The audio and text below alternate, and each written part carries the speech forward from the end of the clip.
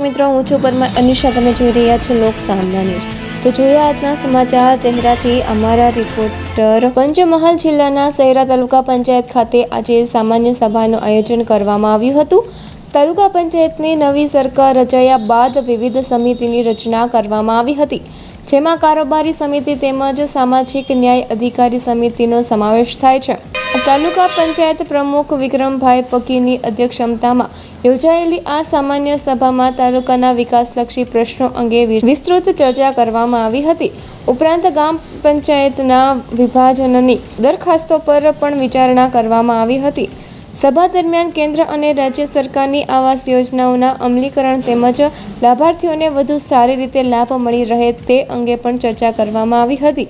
આ બેઠકમાં તાલુકા વિકાસ અધિકારી પાર્થ પટેલ, તાલુકા પંચાયતના પ્રમુખ, સભ્યો તેમજ અન્ય અધિકારીઓ ઉપસ્થિત રહ્યા હતા।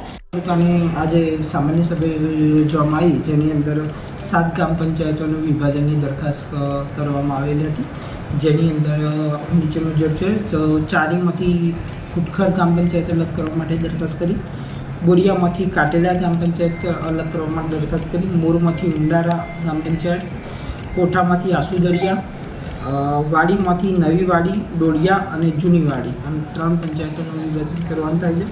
પાદરડીમાંથી ગોરાડા અને દામલોદમાંથી ઠાકરિયા, આમ કુલ 7 પંચાયતોમાંથી અલગ ગામ પંચાયત વિભાજન માટેની દરખાસ્ત અત્રેથી કરવામાં આવેલ છે। વિભાજન કરવાનું મુખ્ય કારણ શું?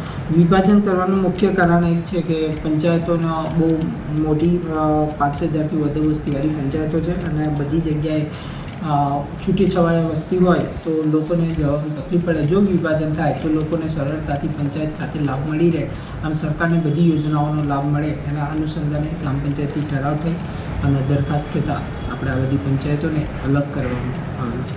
શહેરા તાલુકાની અંદર 25-26ની અંદર સર્વે કરવામાં આવેલું હતું પ્રધાનમંત્રી આવાસ યોજના અંતર્ગત, જે અંતર્ગત આપણે ટોટલ શહેરા તાલુકાની અંદર 46,928 લાભાર્થીઓનું આવાસનું સર્વે કરવામાં આવેલું હતું, જેની અંદરથી 2,447 આવાસો જે અમારા શહેરા તાલુકાની 7 પંચાયતો જે હતી, જે ગામ પંચાયતો એ શહેરા નગરપાલિકામાં સમાવેશ થતાં 2,447 આવાસો આપણે એ રીતે નગરપાલિકામાં જતા રહ્યા છે।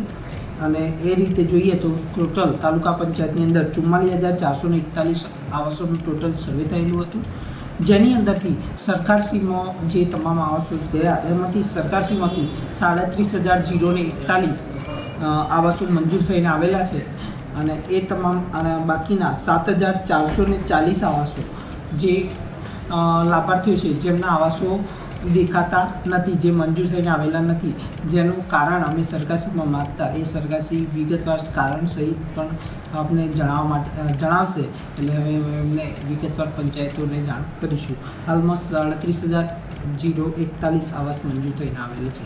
રોજ શહેરા તાલુકાની સામાન્ય સભા માન્ય પ્રમુખ સાહેબના અધ્યક્ષસ્થાને યોજવામાં આવેલ હતી, જેની અંદર ખાસ મુદ્દો 2 સમિતિઓની રચના કરવામાં આવી છે। કારોબારી સમિતિની રચના કરવાની થતી હતી, જ્યાં સામાજિક ન્યાય સમિતિની રચના કરવામાં આવેલ હતી, જેની અંદર કારોબારી સમિતિના સભ્યોની રચના કરવામાં આવી અને સામાજિક ન્યાય સમિતિના સભ્યોની વિગતવાર એની રચના કરવામાં આવેલ છે, જેની અંદરથી બંને સમિતિના ચેરમેનની વરણી કરી અને આજની સામાન્ય સભા પૂર્ણ જાહેર કરી છે।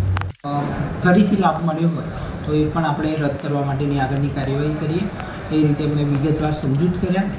આવાસ વિશે વિસ્તૃતમાં માહિતી આપતા તમામ લોકોને જે આવાસને બનાવે છે તો એની અંદર પણ તમામ લોકો પૂરેપૂરો આવાસનો લાભ લે અને પોતે મસ્ત ધાબાવાળું મકાન બનાવે, જેથી ચોમાસાની ઋતુની અંદર કોઈ નુકસાન ના થાય અને બહુ શાંતિપૂર્વક માહોલમાં બધા રહી શકે। અને એટલા માટે વિસ્તૃત બધા સભ્યોને માર્ગદર્શન કર્યું અને એમના વિસ્તારમાં આવતા તમામ જે આવાસ મંજૂર થયા છે બધાને પાકા આવાસ બનાવે એવી તમામને વિનંતી કરી છે અને આ રીતે સૌનો આભાર માની આજની સભાની સભા પૂર્ણ છે। ખાસ કઈ ગ્રામ પંચાયતો છે એમાં વિભાજન કરવામાં આવ્યું?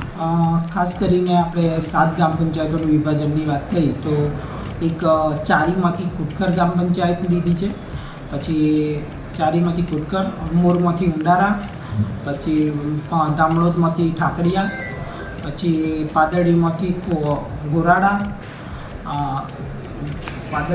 ગોરાડા, દામોદમાંથી ઠાકરિયા, પછી આપણે વાડીમાંથી નવી વાડી અને ડોડિયા, અને બીજું જોઈએ તો આપણે બીજી એક પંચાયત બોરિયામાંથી આપણે એની અંદરની પણ એક ખુરાડા કરીને પડ્યું છે. એમ કરી 7 પંચાયતોનું વિભાજનની દરખાસ્ત થયેલું છે. આજ રોજ પ્રથમ સામાન્ય સભામાં કારોબારી સમિતિની રચના કરવામાં આવી, ન્યાય સમિતિની રચના કરવામાં આવી અને તમામ હોદ્દેદારોને અને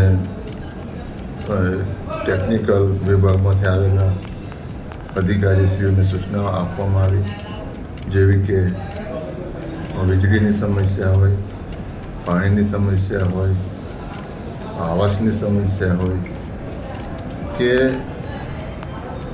બીજી તમામ પ્રકારની યોજનાનો છેક છેવાડાના માનવી સુધી લાભ મળે એવી તમામ પ્રકારની સૂચના આજની સભાની અંદર કરવામાં આવી. તો ફરી મળીશું એક નવા સમાચાર સાથે. ત્યાં સુધી જોતા રહો લોક સામના ન્યૂઝ.